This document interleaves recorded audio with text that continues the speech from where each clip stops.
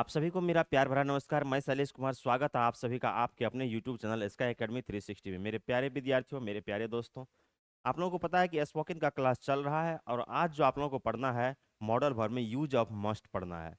आप हिंदी में बहुत सारे सेंटेंस बोलते होंगे कि तुम्हें यह काम अवश्य करना चाहिए, तुम्हें मंदिर अवश्य जाना चाहिए, ठीक है, तुम्हें विद्यालय अवश्य जाना चाहिए। तो इस टाइप का अगर कोई भी सेंटेंस जो भी आप हिंदी में बोलते हैं, इसी को इंग्लिश में कैसे बोलना है, इसी चीज को आज इस वीडियो लेक्चर में आप लोगों को सीखना है। तो आइए सुनिए, सीखिए और समझिए यूज ऑफ मस्ट।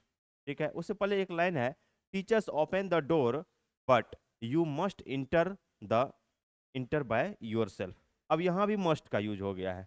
देखिए यहाँ भी क्या है, मस्ट का यूज है। लेट मी सेलेक्ट पेन, थोड़ा पेन को सेलेक्ट कर लेते हैं उसके बाद। अब देखिए क्या है, टीचर्स ओपन द डोर। जो शिक्षक है ना, विद्यार्थी के लिए क्या करते हैं, एक रास्ता बनाते हैं, रास्ता खोलते हैं। लेकिन but you must inter by your self, लेकिन उस रास्ते से कैसे जाना है, कैसे गुजरना है, कैसे आगे की ओर बढ़ना है, खुद ब खुद करना पड़ता है, अवश्य करना चाहिए आपको। ठीक है, तो जब कभी भी शिक्षक आपके पास, सबसे पहला शिक्षक तो कहा गया, parents is the first school of children. सबसे प्रथम पाठशाला, पहला शिक्षक माता पिता होते हैं। जो सिखाते हैं आपको, जो फॉलो करते हैं वो आपके शुरू में पेरेंट्स सिखाते हैं, वो भी आपके शिक्षक हैं। वहां से पढ़ने के लिए बाहर निकलते हैं, जो आपके गुरुजी सिखाते हैं तो शिक्षक तो है ही। ठीक है, जो भी सिखाते हैं, जो भी आपको बताते हैं, तो उस चीज को फॉलो करना चाहिए, उसका पालन करना चाहिए। लाइफ में आगे बढ़ने का, टाइम का मिसयूज कभी नहीं करना चाहिए। तो आगे बढ़िए अब और समझिए यूज ऑफ मस्ट का कहाँ कहाँ क्या क्या यूज है। ठीक है, अब देखिए यहाँ पे क्या है, यूज ऑफ मस्ट। थोड़ा सा इसको इधर, ठीक है। मस्ट का मतलब ही होता है क्या, अवश्य। ठीक है, चाहिए, मस्ट का मतलब होता है क्या, चाहिए। जैसे शुड का भी मतलब होता है चाहिए, लेकिन दोनों में अंतर होता है क्या, जहाँ पे बहुत जरूरी है, जहाँ बोलता है कि अवश्य चाहिए, वहां पे मस्ट का यूज होता है। अब यहाँ पे देखिए क्या है, to express normal future action, है ना, किसी फ्यूचर एक्शन को दर्शाने के लिए इसका यूज किया जाता है। मस्ट क्या है, एक मॉडल एक्सुलरी वर्ब है। मस्ट का जो यूज होता है सेंटेंस में, इसके बाद जो है मेन वर्ब क्या होता है, फर्स्ट फॉर्म में आता है। और मस्ट का यूज होता है कहाँ कहाँ, इस चीज को देखिए। फर्स्ट पर्सन आई के साथ भी मस्ट का यूज होगा, सेकंड पर्सन यू के साथ भी मस्ट का होगा, और ही सी इट इसके साथ भी क्या होगा, मस्ट का यूज होगा। अब देखिए प्लुरल में वी के साथ भी मस्ट का यूज, यू के साथ भी मस्ट का यूज, दे के साथ भी होगा, और किसी आदमी का नाम रहेगा उसके साथ भी किसका होगा, मस्ट का यूज होगा। अब यहाँ पे देखिए आगे है, टू एक्सप्रेस ड्यूटी, कर्तव्य को बताने के लिए। नैतिक ड्यूटी, जो आपका ये कर्तव्य होता है किसी भी काम को करने के लिए, उस चीज को बताने के लिए किसका यूज किया जाता है, मस्ट का यूज किया जाता है। इसके साथ स्ट्रक्चर क्या आता है, पहले सब्जेक्ट आएगा, फिर मस्ट आएगा, फिर मेन वर्ब फर्स्ट फॉर्म में, फिर उसके बाद ऑब्जेक्ट आएगा। ठीक है, सब्जेक्ट के बाद मस्ट जो आया है, मस्ट के बाद क्या है, मेन वर्ब यहाँ पे क्या है, फर्स्ट फॉर्म में। सब्जेक्ट क्या होता है, पहले भी बताया है आप लोगों को, जिसके बारे में कुछ कहा जाए वह क्या होता है, सब्जेक्ट होता है। जिसके बारे में कुछ कहा जाए वह क्या होता है, सब्जेक्ट होता है। टू एक्सप्रेस ड्यूटी यानी कर्तव्य। A teacher must teach students with dedication. क्या है, शिक्षक को छात्रों को समर्पण के साथ पढ़ाना चाहिए। यू मस्ट, अगर इस पे और सेंटेंस बोल सकते हैं, आप समझ सकते हैं, यू मस्ट ओबे योर टीचर। आपको अपने शिक्षक का, है ना, जो आज्ञाकारी होना चाहिए, जरूर होना चाहिए। शिक्षक कोई भी चीज बोलते हैं तो उसका, उस बात का आप लोगों को क्या करना चाहिए, पालन करना चाहिए। अब मस्ट का मतलब यहाँ पे देख लीजिए, समझिए कि एक शिक्षक को छात्रों को समर्पण के साथ पढ़ाना चाहिए। जब कोई भी शिक्षक है जो पढ़ाना शुरू किए, तो उसको ऐसे पढ़ाना चाहिए कि विद्यार्थी ए टू जेड हर चीज को समझे बढ़िया से, पूरे समर्पण के साथ पढ़ाना चाहिए। और जो विद्यार्थी पढ़ रहे हैं उसे भी पूरे समर्पण के साथ पढ़ना चाहिए। जब शिक्षक पढ़ा रहे हैं, चाहे ऑनलाइन में हो या ऑफलाइन में हो, जैसे आप लोग भी अगर वीडियो लेक्चर को देख रहे हैं, तो थोड़ा दिल से देखना है, सुनना है, समझना है। ये नहीं कि पढ़ाई और कर रहे हैं, दिमाग ध्यान कहीं और है ना। वीडियो लेक्चर देख रहे हैं और दिमाग में चल रहा है घर में पनीर बना है कि मटन बना है कि मछली बना है, उस पर ध्यान चल जा रहा है। ठीक है, तो सब्जेक्ट आता है, स्ट्रक्चर में मस्ट आता है, V1, फिर ऑब्जेक्ट आता है। सेंटेंस देख लिए, यहाँ पे टीचर क्या है, सब्जेक्ट है, फिर मस्ट आया है। टीच का मतलब क्या होता है, पढ़ाना, जो कि मेन वर्ब क्या है, फर्स्ट फॉर्म में है। ठीक है, उसके बाद ये रेस्ट सेंटेंस इधर आया है। तो ध्यान क्या रखना है, मस्ट के बाद जो मेन वर्ब आता है वो हमेशा फर्स्ट फॉर्म में यूज किया जाता है, फर्स्ट फॉर्म में यूज किया जाता है। अब नेक्स्ट यहाँ पे कुछ एग्जाम्पल है, इसे भी देखिए। क्या है कि one must do one's duty. हर किसी को अपना कर्तव्य निभाना चाहिए, या किसी को अपना कर्तव्य निभाना चाहिए। जो भी आदमी है, हर आदमी का अपना एक ड्यूटी होता है, कर्तव्य होता है, उसे अपना कर्तव्य को अवश्य करना चाहिए, अवश्य निभाना चाहिए। ठीक है। नेक्स्ट है we must love our country, हमें अपने देश से प्यार करना चाहिए, है ना। कहता है ना देशभक्त होना चाहिए, अभी एक ट्रेंड चला है ना। किसी के विरुद्ध कुछ बोल दीजिए, कुछ पॉलिटिकल पार्टी है, अगर आप कुछ बोल दीजिए तो क्या बोलेगा, ये देशद्रोह है ना। थोड़ा बढ़िया से बोल दीजिए, क्या बोलेगा, ये देशभक्त है। जिस आदमी को कुछ आता नहीं है ना, वो खुद दूसरे के सर्टिफिकेट का अथी करता है कि देशभक्त है या देशद्रोह है, दूसरे आदमी को डिसाइड करता है ये है या नहीं है। जिसको कुछ आता नहीं है, जो अपने लाइफ में कुछ नहीं किया, बिल्कुल निकम्मा है, बेरोजगार है, वो ये डिसीजन बोलता है। जिसको कि पता ही नहीं है देशभक्ति होता है क्या और देशद्रोही क्या होता है, वो एक बात में बोल देता है, क्योंकि उसके दिमाग में ऐसा जहर डाला गया है। ठीक है। One must do one's duty, किसी को अपना कर्तव्य निभाना चाहिए। We must love our country, हमें अपने देश से प्यार करना चाहिए। We must respect our elders, हमें अपनों से बड़े का क्या करना चाहिए, अवश्य आदर करना चाहिए। हमें अपनों से बड़ों का आदर अवश्य करना चाहिए।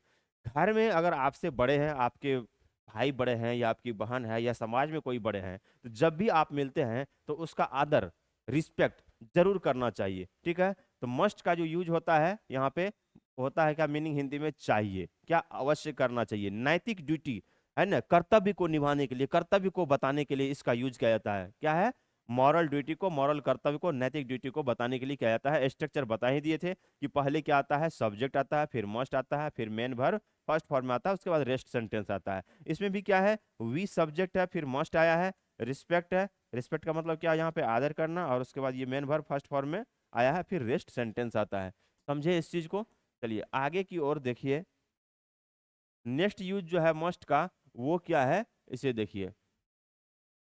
नेक्स्ट है टू एक्सप्रेस कमांड, कंपल्सन, निर्देश को बताने के लिए। कंपल्सन, किसी पे आप दबाव देते हैं या किसी को ऑर्डर देते हैं, आदेश देते हैं, उसे भी बताने के लिए किसका यूज किया जाता है, मस्ट का यूज किया जाता है। ठीक है। तो पहले सब्जेक्ट आएगा, फिर मस्ट आता है, फिर मेन वर्ब, फिर उसके बाद ऑब्जेक्ट आ जाता है। तो किस किस चीज को दर्शाने के लिए मस्ट का यूज किया जाता है, निर्देश को बताने के लिए, कंपल्सन दबाव को बताने के लिए, ऑर्डर आदेश को बताने के लिए। ठीक है। किसका यूज किया जाता है, मस्ट का यूज किया जाता है। अब क्या है, सोल्जर्स मस्ट ओबे ऑर्डर्स विदाउट एनी क्वेश्चन, सैनिकों को बिना किसी प्रश्न के, सैनिकों को बिना किसी प्रश्न के आदेशों का पालन करना चाहिए। ठीक है। जो सैनिक होते हैं, अगर उसके जो सीनियर है वहां पे जो आदेश दे दिए, तो उस आदेश का पालन करना चाहिए, उस आदेश का पालन करना चाहिए। आप घर में हैं, आपके बड़े भाई जो ऑर्डर दे दिए, उस चीज का पालन करना चाहिए। आप क्लास में है, जो टीचर ऑर्डर दिया है होमवर्क करने के लिए, कुछ काम करने के लिए, उस चीज का क्या करना चाहिए, पालन करना चाहिए। समझे। नेक्स्ट है, यहाँ पे सोल्जर सब्जेक्ट हुआ, मस्ट है, फिर ओबे का मतलब क्या हुआ कि आज्ञा का पालन करना। आप लोगों को बताया है कि इंग्लिश में कोई वर्ड बोलते हैं, हिंदी में मीनिंग निकलता है ना, तो उसका क्या होता है, वो क्या होता है, वर्ब होता है। जैसे रीड का मतलब पढ़ना, टीच का मतलब पढ़ाना, गो का मतलब जाना, जंप का मतलब उछाना, राइट का मतलब लिखना। समझे। स्पीक का मतलब बोलना। तो ये सब क्या है, वर्ब है। ठीक है। नेक्स्ट क्या है, all the girls must attend the function, all the girls, सभी लड़कियों को समारोह में क्या करना चाहिए, अवश्य भाग लेना चाहिए, अवश्य। तो यहाँ पे क्या है, ऑल द गर्ल्स, तो ऑल द गर्ल्स क्या हो गया, सब्जेक्ट हुआ, फिर मस्ट आया है। अटेंड का मतलब क्या हुआ, यहाँ पे भाग लेना। मस्ट मॉडल वर्ब है, मॉडल वर्ब के बाद जो मेन वर्ब होता है हमेशा फर्स्ट फॉर्म में आता है। सभी लड़कियों को समारोह में अवश्य भाग लेना चाहिए। नेक्स्ट है we must follow the rules of the university, हमें विश्वविद्यालय के नियमों का अवश्य पालन करना चाहिए। वी यहाँ पे सब्जेक्ट है, फिर मस्ट आया है, फॉलो का मतलब क्या हुआ, अनुसरण करना, है ना, नियमों का पालन करना, मानना। ठीक है। हमें विश्वविद्यालय के नियमों का अवश्य पालन करना चाहिए। तो आपको क्या समझना है, जो मस्ट है इसका यूज जो पहले क्या बताए थे, नैतिक कर्तव्य को बताने के लिए, है ना। उसके बाद क्या है, निर्देश को, कंपल्सन है यानी दबाव को बताने के लिए, और यह आदेश है। इन सारी चीजों को एक्सप्रेस करने के लिए, व्यक्त करने के लिए किसका यूज किया जाता है, मस्ट का यूज किया जाता है। ठीक है। आप हमेशा बोलते होंगे तुम्हें यह काम जरूर करना चाहिए, है ना, you must do this work, तुम्हें बाजार जरूर जाना चाहिए, you must go to market, है ना, तुम्हें जरूर सोना चाहिए, यू मस्ट स्लीप, तुम्हें जरूर पढ़ना चाहिए या तुम्हें अवश्य पढ़ना चाहिए, यू मस्ट रीड।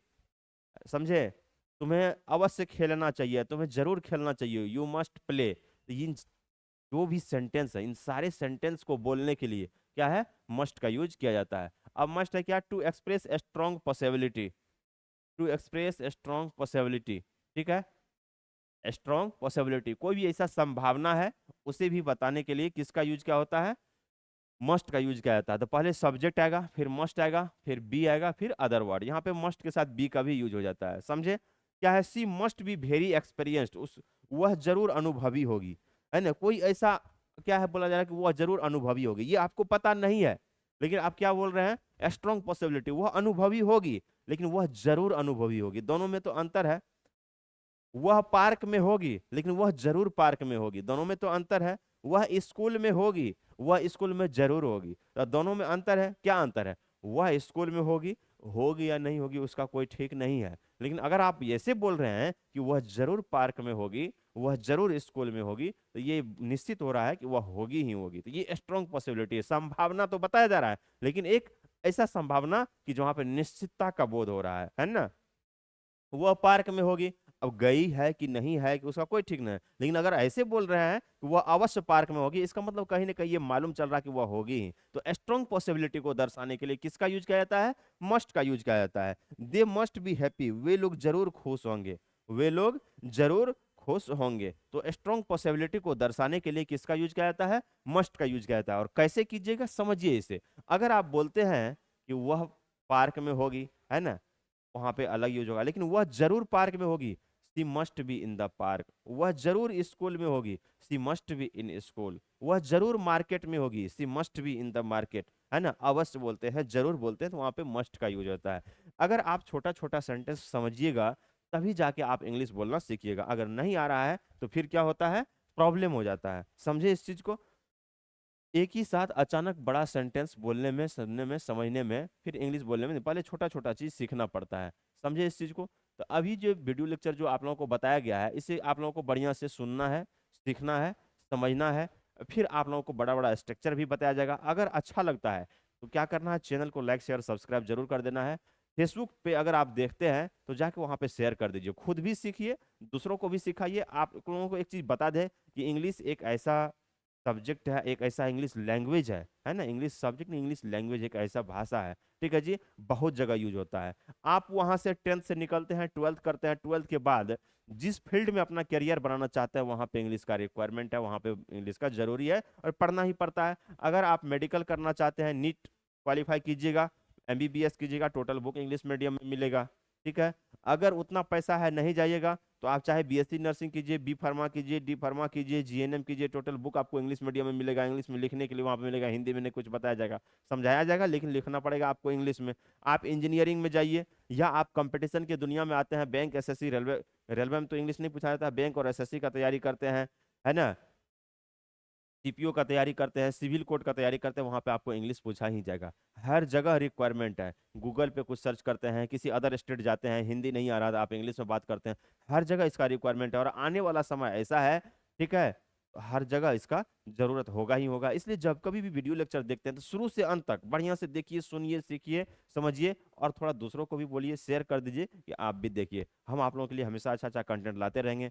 बहुत जल्दी हम अपने एप्लीकेशन पे स्काई एकेडमी 360 पे एक ऐसा फाउंडेशन बैच लेके आने वाले हैं जहां पे आपको जीरो लेवल से हाई लेवल तक बताया जाएगा कि इंग्लिश को कैसे बोला जाता है, इंग्लिश में कैसे बोला जाता है, कैसे पढ़ा जाता है, कैसे लिखा जाता है, एक एक चीज बताया जाएगा, ठीक है। Thank you for watching this video lecture. हंसते रहिए, मुस्कुराते रहिए, फिर मिलते हैं नेक्स्ट क्लास में। जय हिंद, जय भारत, बाय बाय।